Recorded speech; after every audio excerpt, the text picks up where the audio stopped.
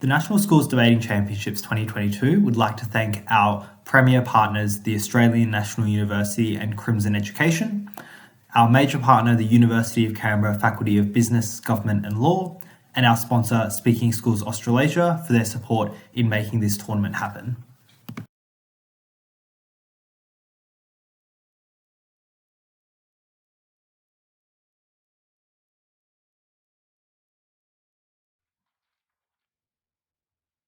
Opposition stands for a world in which CEOs are basically able to maintain a personality cult. They're able to influence society and draw attention away from the harmful actions of both their corporations and their own actions. And we would never ever stand for this. So set up today, first of all, what does OP stand for, right? Like what does popularity and awareness look like in society? We think this looks like positive perception. This is obviously implied by like popularity. We think that this is because CEOs have money to spend on cultivating their image. They're quite incentivized to spend money on this good perceptions, so they can do like dodgy things without receiving any accountability from the media and from the public. We think that they have like quite a large platform. There's also like very exclusive awareness. It's a personality cult. So they take up media attention with like funny, silly things that they've done instead of the harmful actions that them and their corporations have done against workers and like the climate and society.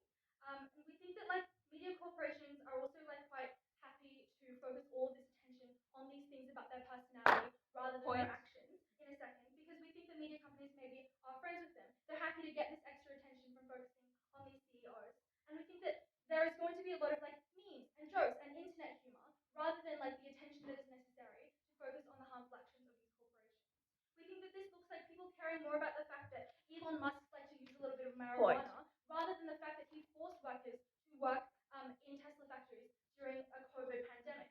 Okay, so we think that awareness, obviously, in a second, sorry, doesn't mean individuals knowing everything there is to know about a person, like the full picture. We think it looks like knowing their name, possibly knowing that they're rich from like some lighthearted, haha, funny content that you saw on the internet. And it doesn't look like having a proper awareness of everything that they've been doing. No, thank you.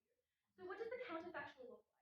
We think that what happens is you don't have like celebritized CEOs such as Elon Musk, Jeff Bezos, showing up on your social media. We don't have people like Elon Musk showing up on SNL. Like, why was he on SNL in the first place? We don't think they're going to have such large platforms. And we think that the media attention that isn't being focused on them is shifting to corporations. And I'm going to prove this in my substander. So, what are the regret metrics in this debate? We think that if we can get CEOs doing better things for society, corporations doing better things, and less toxic capitalist messaging, then we like can proudly regret this debate. I'll take you away. Point. In response to poor decisions by wealthy CEOs, for example, no toilet for Amazon workers, was the mainstream consensus on this positive or negative? We think that it was quite negative, but when people such as Jeff Bezos wasn't giving the celebrity persona that they have in the status quo, there probably would have been more public outcry about these kinds of things. So why do we get better corporations, right? We think that corporations, so first of all, why are they heinous actors on the negative scale? They have limited accountability. We think that when you think of these companies, you think of these celebritized CEOs instead of the actual actions of these companies, and therefore they're going to be less likely to be held to account. You're also thinking of things such as raising tax brackets for these individuals rather than raising corporate tax when you're saying things like tax the rich. When you think of Tesla, you aren't thinking about their past transgressions like abusing workers' rights. You're thinking of Elon naming his son AEX-12. We think that the attention that is shifted to CEOs because of their popularity isn't productive under opposition's world. There's going to be more on this later. No, the corporations that we're talking about in this debate are the most harmful. That Facebook does things like steal and like sell data. They like get to choose who becomes president by influencing the world. And like Facebook was literally set up as a site to rape women. So like I don't really think we can like defend that. We also think that media attention on CEOs legitimizes their company. When you think of these corporations, instead of thinking of their wrongdoings, you're thinking of this lovable character. And the thing that happens as a result of this is you're receiving less accountability for their actions. You're not thinking about what they do, and there's less scrutiny, and they're able to get away with more things such as political donations and like laundering money. No, thank you. So why does opposition get less corporate tax? We think that first of all, when activists with limited political capital are talking about taxing the rich, most of its attention is focused on rich CEOs and these individuals. And this is also like a flow on to from less accountability. There's going to be less push for holding these corporations accountable and taxing their wealth. Thirdly, we think that people, when they are focused on these CEOs, No, they don't, obviously. And we think that fourthly, CEOs are like very likely to use their popularity to sort of influence the media and like influence the policy that is being formed. We think that even though they have the same amount of money possibly on both sides, CEOs have a lot more political capital under the opposition's world. So why do we get better?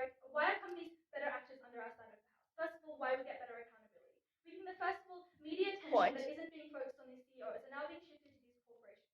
There's always going to be media attention on corporate America because people care about the economy and they care about like where money is in their like society, right? We think that when CEOs aren't getting this media attention, it's going to be focused on the like powerful, wealthy corporations who affect the economy. These are like nameless corporations, and people like even in the status quo have a lot less sympathy for these corporations than the people like behind them.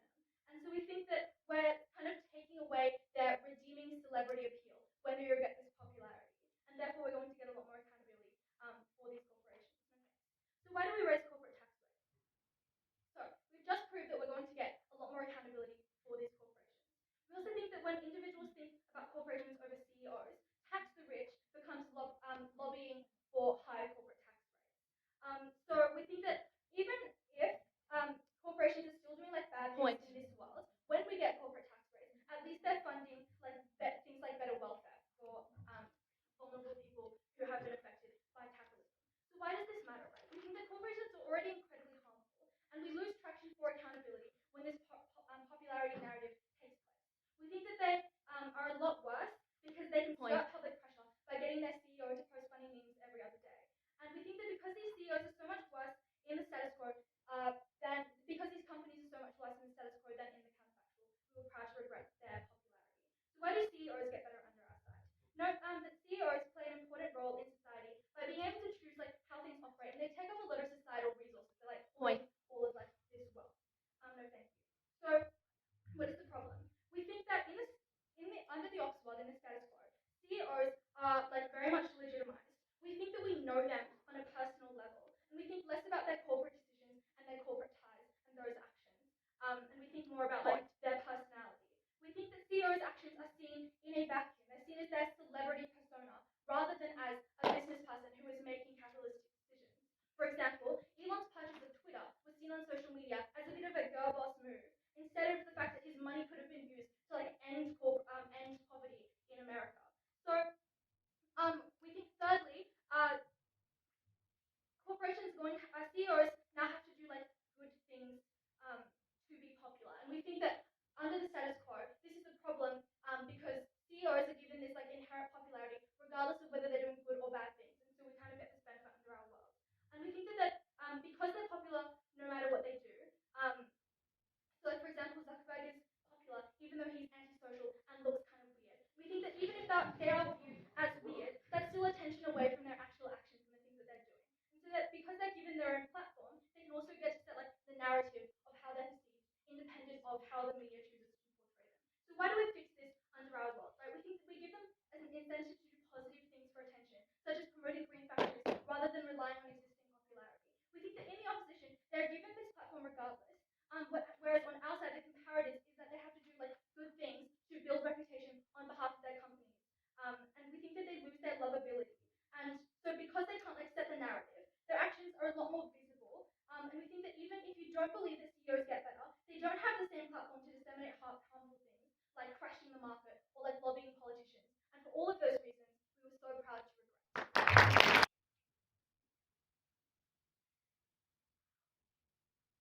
The first affirmative speaker admitted exactly what was wrong with their case in their answer to our POI, because they fundamentally misunderstood how people engaged with the CEOs that were so popular, that were given such high awareness. Because when they told you that there was a generally negative public opinion consensus around the way that Jeff Bezos treated his employees, they admitted that increased awareness around these kinds of companies, the increased like examination of the way that these CEOs tended to operate, did not always lead to positive attention, but in fact was a mechanism by which we could get greater accountability. A lot of the examples that they gave you, the mechanisms about like the way the media interacts with these figures, about the kind of internet humor that is generated around them, notice we're extremely specific to Elon Musk. Like Jeff Bezos, Bill Gates, Bloomberg, Steve Jobs, Jack Dorsey, these are not figures around which that same culture exists. We think that that was an outlier of an example in the way that people treated us. And then I think that there were other factors of this popularity that made Musk's reputation that actually meant he was good as well, but also that, like, particularly, Musk was a uniquely humorous figure and probably given a uniquely positive light as a result of that, and they needed to engage with, like, some other examples of media coverage around figures like Bezos as well. We also think that they failed to give us an answer as to who else would be legitimized if we took away the legitimacy of these figures. Because we think that, like, young people still want to have role models to look up to. People still want industry pioneers. That they had to back some other figure who could potentially be far, far worse for the world, getting an increased amount of, like, awareness and legitimacy as a result. We also think that they need to tell us how they are able to get these rich individuals to, like, be better societal citizens, to give back to the society that they're in, if they don't have any media that is spreading the fact that they might be doing those things anyway. Like, we don't think it's fair to say that they're doing it out of the goodness of their heart. We think if they weren't popular, if they weren't getting media attention, if there wasn't scrutiny on them, then there's way less incentive for them to behave in the way that Affirmative says that they would. So firstly, 2 points of setup. Who are these men and why are they popular? These men generally possess an extreme amount of wealth after a high degree of professional success. That success tends to be in areas of technology. This looks like Steve Jobs inventing Apple, Zuckerberg with Facebook, and Gates with Microsoft. Specifically, these are men who have created some kind of innovation and new technology that is given them this fame. Yes. Would you not rather than that attention is given to, say, pioneers in the climate change sphere, as opposed to these already established CEOs? I would rather that attention be given to pioneers like Bill Gates, who have spent a lot of money, far more than any pioneer in the climate change industry, on the Gates Foundation that was eradicating malaria, onto research into Pfizer that allowed the development of the COVID vaccines. The Affirmative team were not willing to engage with the fact that these men were uniquely able and willing to give back to their communities as a result of this reputation. That is why these were the people we wanted the attention on. That is why we wanted these to be the men that were getting that attention. So how are these men perceived in public life? We think that they have an extreme we think the public has an extreme awareness of how these people behave because of that, like, media attention, because of that amazing degree of success. We think that there is a sense of the incredible wealth that these individuals possess that is viewed both as a marker of their success and also as a marker of the kind of societal obligation they have to give some of that money back. We think this is, like, particularly true in the ongoing debate about tax, which, like, the Affirmative team touched on, although they didn't engage in how, like, a lot of these, like, rich people get a lot of tax write-offs from things like charitable donations. We didn't think that, like, the way up between income and corporate tax was going to make a big difference because these individuals are able to restructure their affairs to get out of most of those commitments anyway. No, thank you. So firstly, on why we achieve greater social work from those CEOs, which is something like the Affirmative team stated would also be one of their goals. We think we can characterize these men as men who are generally very intelligent, who have generally been academically and professionally successful, but not necessarily as men who grew up being popular, who grew up being socially recognized. I do use men because almost all the figures we refer to here are men, not as, like, a statement about whether women are capable of that or not. However, these men often have stories of unpopularity, of bullying, of social ostracization from their former years. That means that they are likely to have deep insecurities about their level of popularity and be particularly open to the idea that they could be popular, that they could be famous, that they could be widely recognized and attractive. Secondly, we think these are usually men who are not used to the limelight. These are not like daughters and sons of actresses who've grown up being used to the spotlight. They are therefore, it's probably quite a shock to them, the kind of attention that they have gained, and, like, something that has quite a deep effect on them. It's important to understand that because these men are uniquely caring about their reputation in a way that no other group could, like, conceivably be equivalent. I mean, as well as that, they are human beings. They naturally want to be liked. They naturally want to be seen as attractive. All of this meant that they actively wanted to maintain their social image in society. So how did they achieve that? They needed a solution which was public, and they needed a solution that framed them as morally well. As the Affirmative team already told you, these men had money to spend and they were willing to spend it to achieve this. That meant that they had a tendency towards funding charities and movements that was vastly increased as a result of these reputational pressures. That looked like these men funding their own institutions, like the Gates Foundation that aims to eradicate malaria in third world countries. They also funded other charities and political causes. This looks like Bloomberg repaying the fines of low SES people in the United States so that they were able to participate in voting, which they were otherwise barred from. This was incredibly beneficial to the world because those that were suffering from preventable diseases were given a second chance to live, because those that were condemned to political ostracization were given another chance to better their society, because those who required assistance from charitable organizations in war crimes and in famine all around the world were given a chance to live comfortably and happily. That was something that could only be achieved by the massive sums of money and massive impetus to care from these vastly wealthy individuals. Secondly, on why we achieve better business practices out of these individuals. and engagement with a person are fundamentally different. Yes. Does the onus for companies and individuals to do these charitable things that you're talking about not increase if they don't have the barrier of like a personal relationship with the public? No, because the whole point of these charitable donations is that individuals like Bill Gates want to look good in front of the public.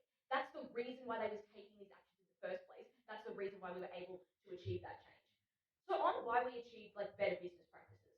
When you had a company where the decision making was obscured, where underlings were fired as scapegoats for scandals, where there was less interest in the like dry idea of that institution, as opposed to an individual who was a face to that company, who showed that they had values, and who importantly was a clear decision maker, it made it much easier for accountability to emerge out of that situation.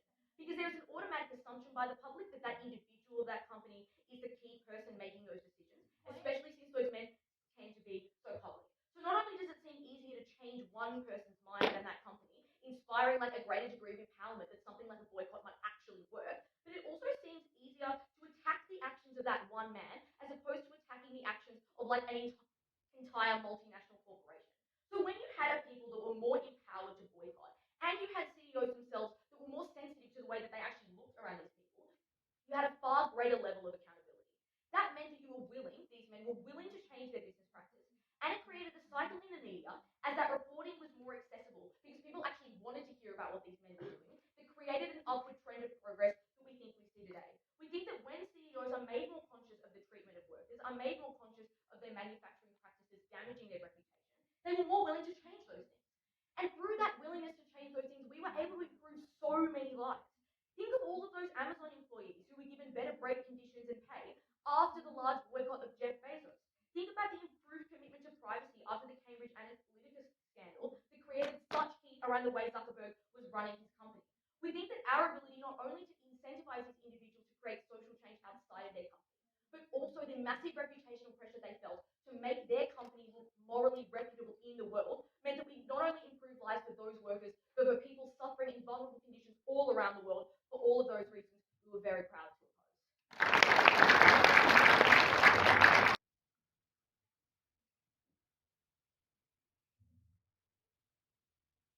I think the biggest problem in Team Victoria's case is simply how uncomparative it is. Because note that they have to stand by the status quo in which CEOs are idealized, where Elon Musk is idealized, and where you have these CEOs being able to get away with whatever they want. Note that they had to defend this world because they didn't regret this idealization.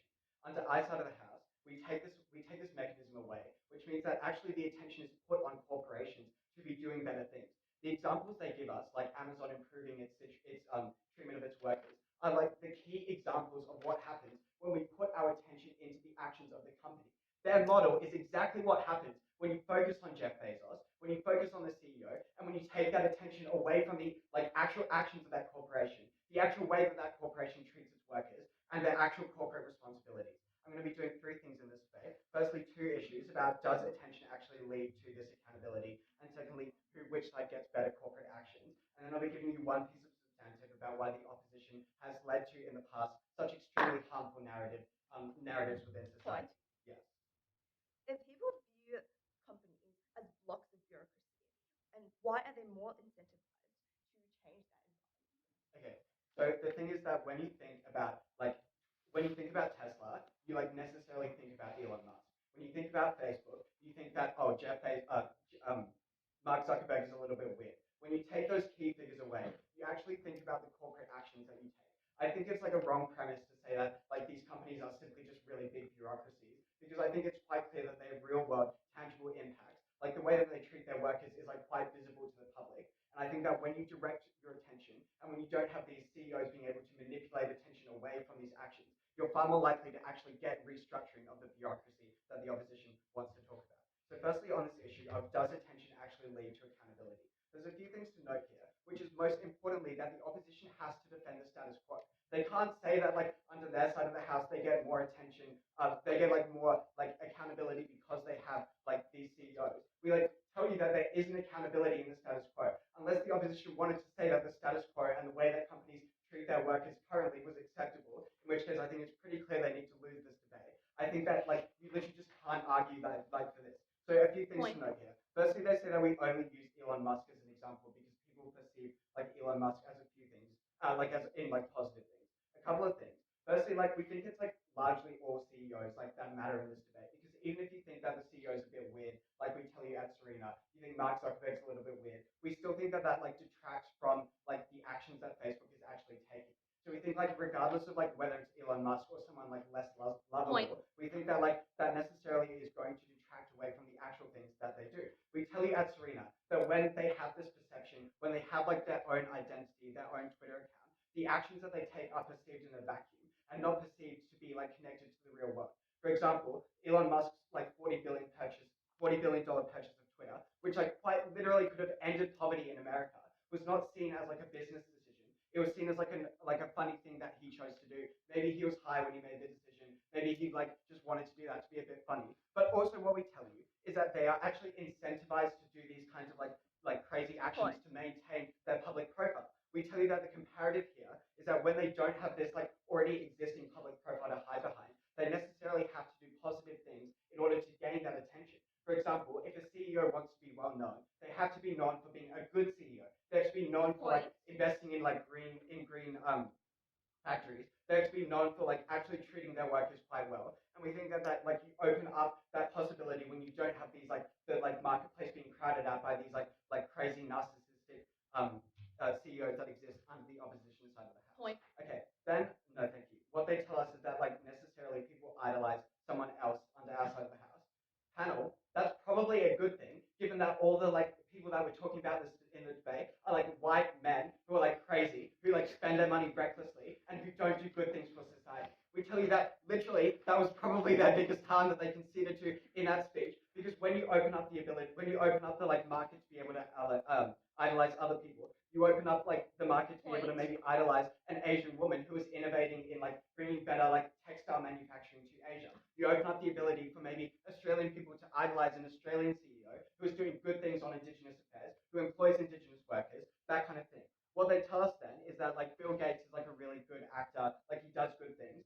Note that the attention here is on the Bill Gates Foundation, on the Microsoft Foundation. We think that's like a key example of like Bill Gates actually taking himself away from the public spotlight and allowing his actions, allowing the actions of Microsoft and allowing the actions of the Bill Gates Foundation to be scrutinized. That was a key example of like a good CEO who didn't necessarily want to be like idolized, who didn't want to have that like extreme amount of popularity. And we think that under our side of the house, you actually encourage like things like the Bill Gates Foundation to take priority. I'll take a POI now. Why would Bloomberg restructure his company on your side? Bloomberg restructures his company because there will be scrutiny on the actions that Bloomberg takes. There isn't like the ability to hide behind CEOs, but also note that we think that like Bloomberg isn't really the kind of like really popular CEO that we're talking about in this debate. Second issue of why on like better corporate actions. The opposition tells us that like they get better things because people care about their reputation. We think that CEOs caring about their reputation is why they have the incentive to hide the things that the company is doing, why they have the incentive to like create a false narrative around themselves, which ultimately detracts from that company's actions. They tell us that Cambridge Analytica shows what happens when like there's a focus on privacy. Exactly, that is exactly what happens when there's a focus on Facebook as opposed to a focus on Mark Zuckerberg.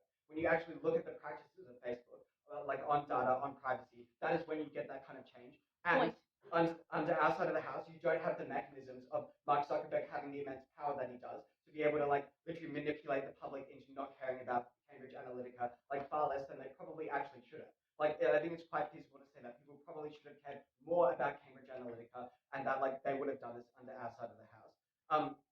Noting that we probably think that there's still like some awareness for like the corporations under our side of the house because there was always going to be an incentive for like the media to cover the actions of corporations. And like you no longer have these CEOs being able to actually set the narrative for themselves. You have independent media organizations doing that. Now onto my substantive contribution about why the opposition has promoted a harmful narrative. The first thing under here, the first problem is that they idealize rich people. They make it seem like this life is really glamorous, like it's really easy to achieve. And that's because we like don't know the backstory of what that person has gone through. You just like see that person and you know them on like a really individual level. Like this necessarily occurs under the opposition side of the house because you know that person on an individual level. You feel like you know them like uniquely. What are the impacts of this? Firstly, we think there's like an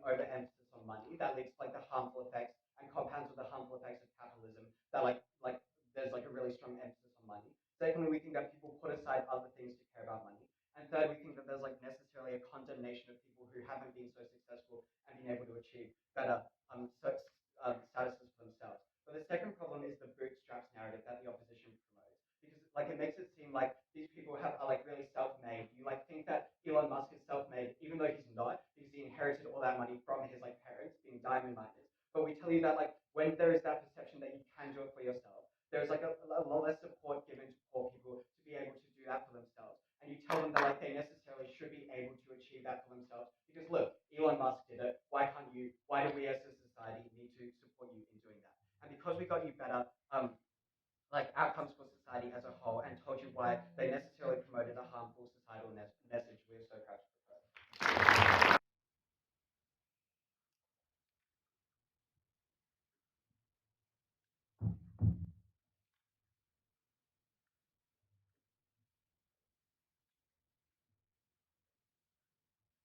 Panel, the problem with Side Affirmative's case is this assumption that media awareness and popularity necessarily equates to positive reception. We told you from the get-go that no, it is quite the opposite in the sense that there is very much negative reception. One day, a person like Elon Musk might be loved by the whole of Twitter, but the next day, if he chooses to take actions like SpaceX, this is faced with significant amount of backlash, with people debating the true environmental consequences of these actions. Because in a sense, this backlash and public perceptions towards these individuals were fragile precisely because they were in the limelight, they were in the spotlight. At that point, the comparative became very clear. On our side, in the case where Elon Musk did commit bad actions, you had backlash against Elon Musk, the true person, or the one and only person that could truly initiate change in the company, because essentially they were at the top of the company. On their side, you had a world where, because people viewed corporations like Facebook or Tesla as a big entity instead of a person in charge, you just had backlash against Facebook or Tesla as a whole. And what ended up happening, and instead of no thank you, actually Elon Musk tried to initiate change. He fired the CFO or the next person in charge. No change was made at the end of the day. This was why the comparative, as they so called, was so much more beneficial on our side. But keeping that in mind, let's talk about incentives for these people to initiate change. For example, Elon Musk. Because we think it was quite important when Livia pointed out from the get-go how these individuals have to keep a public image, a reputation, no thank you, and they simply can that to do that, they have so many incentives that go into this. Livia provided with numerous mecs how as an individual you want to just like be perceived in a positive light. No, none of this went responded to. This was so significant because it talked about, as we talked about in our POIs, toilet breaks for workers in Amazon. This type of working conditions were only installed on our side of the house. Only charity work by the Gates Foundation was only installed on our side of the house. These were very impactful mechanisms and impacts that had gone unresponded to, visited still at this point of the debate.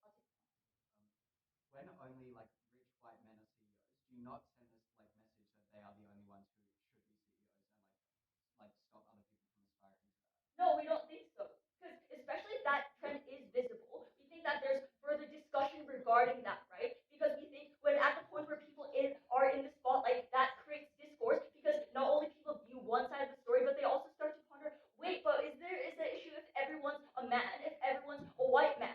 There's discussion that goes in that aspect as well. But let's really talk about the second, this idea of the accountability, because we think that the entirety of side affirmative case really hinges on this, but this specifically as I flagged in my intro, the assumption lies on the assumption that on our side, through media awareness and popularity, people are essentially not held accountable. We just think we deny this premise from the get-go. We think it's quite the opposite. Our side has greater accountability, as Livia pointed out throughout her speech. The reason for this was quite simple, right? Because instead of like people truly focusing on Elon Musk naming his kid a name I will not attempt to pronounce, like what he actually did was people looking at his actions and trying to find and backlash against potential malicious actions. No, thank you. And then note like the assumption they assume and like push this assumption throughout the entire case. I'll now provide you reasons, structural reasons why this was actually not the case. Firstly, because media, like traditional media forms like TV and newspapers, often thrive on flashy headlines at the point where you had like conspiracy theories like Mark Zuckerberg was a lizard. We think that the media was very likely to report on those malicious actions. But secondly, also in terms of social media, we think cancel culture is a very important phenomenon that exists in the 21st century on social media. Because as they said, people cared about the economy. People cared about their lives more than other people because they experienced the effects of poverty. If, for example, like people like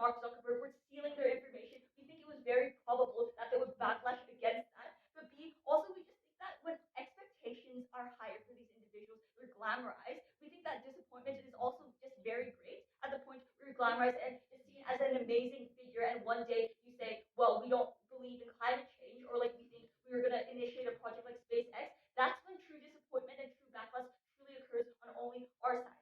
That is why accountability was only truly achieved on our side of the house. We had greater accountability at the point where people were not blind to the media awareness and positive reception. They were capable to make that judgment, do the cost benefit analysis because they're rational individuals. They were able to view the negative reception, and we were truly the ones who installed accountability.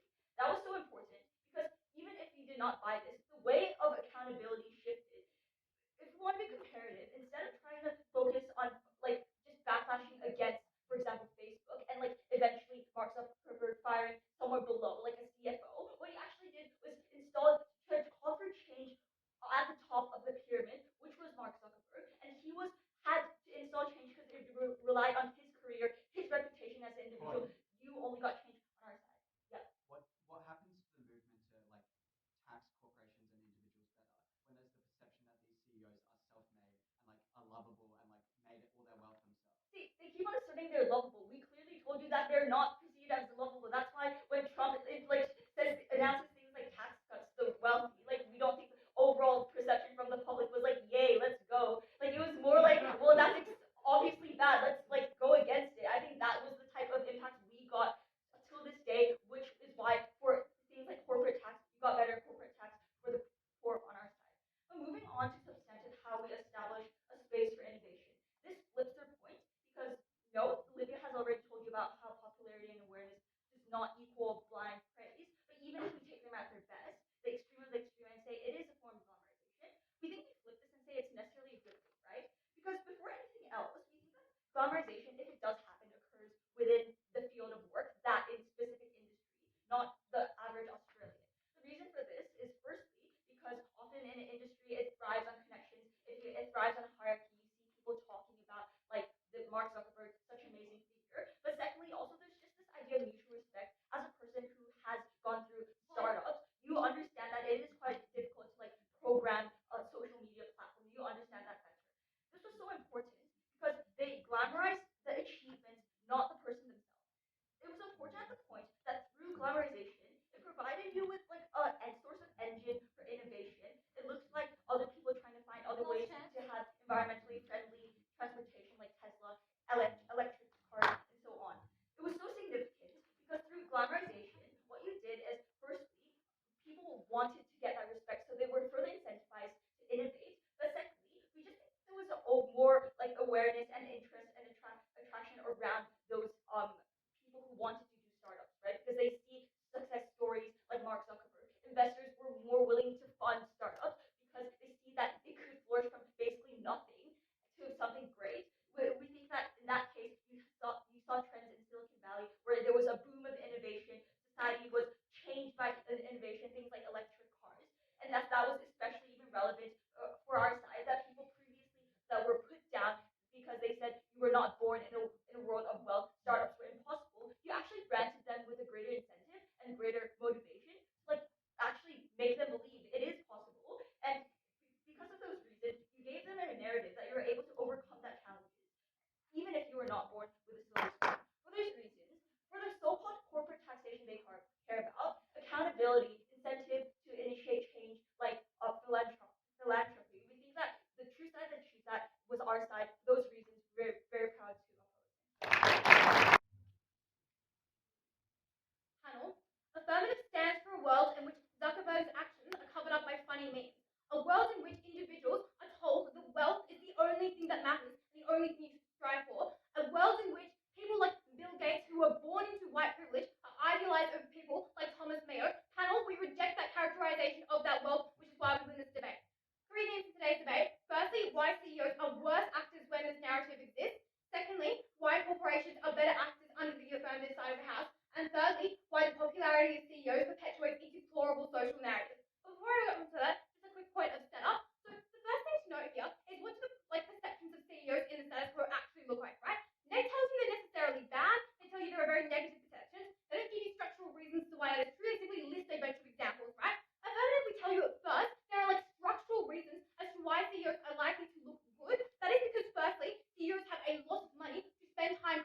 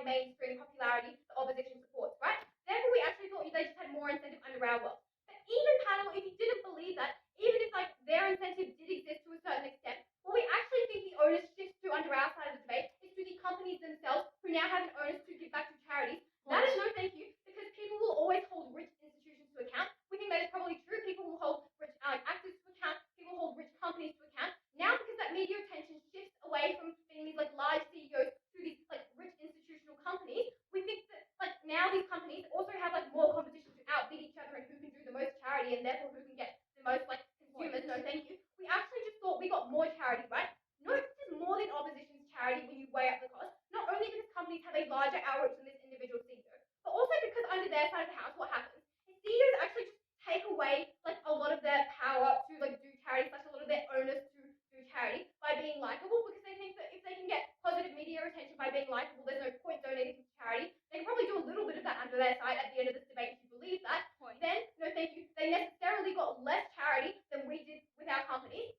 Why are their CEOs still bad actors under their side of the house? We told you at first to little to no response that under like their side of the house, they actually feel untouchable. That is because they are so popular and so praised and so like in the media all the time. They actually just feel like they have immense power. That is no thank you likely to mean they do worse things under opposition side of the house and hiding by the fact they are donating to charity and hiding by the fact that they are like good actors or whatever or like have a funny personality. Therefore, they're actually just likely to do terrible things on the opposition side of the house. That's why they were worse actors. We did not support a world in which that occurred.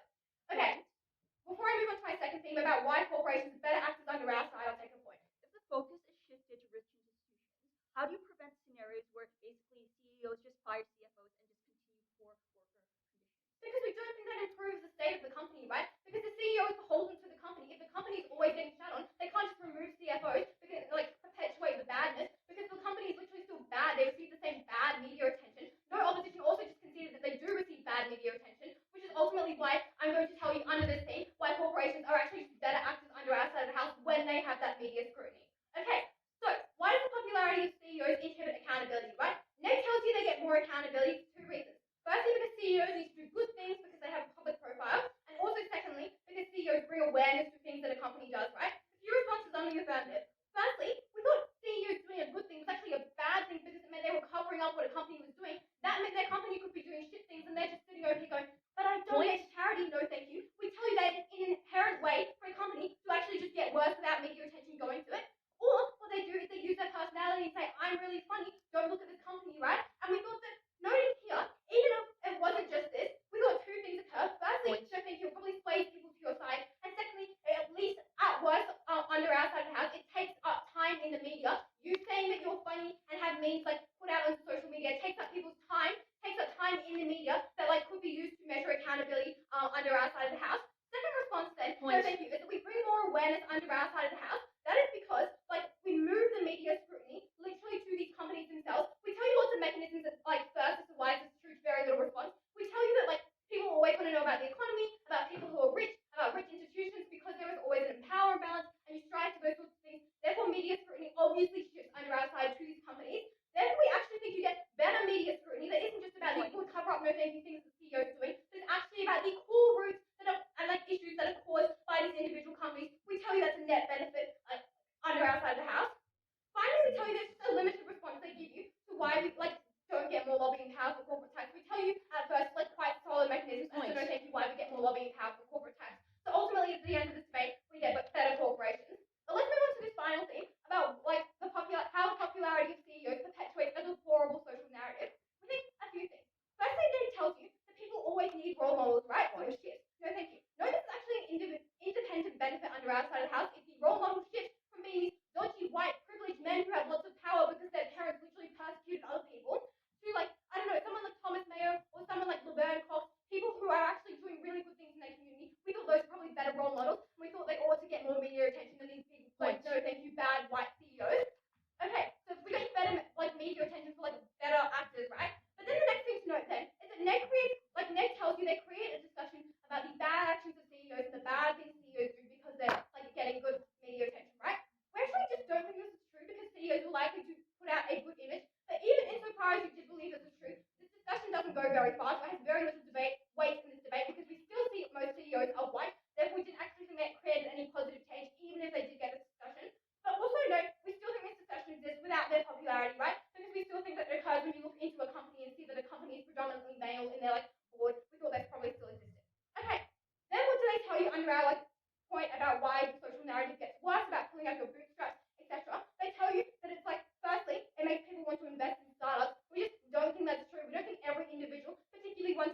on the outskirts of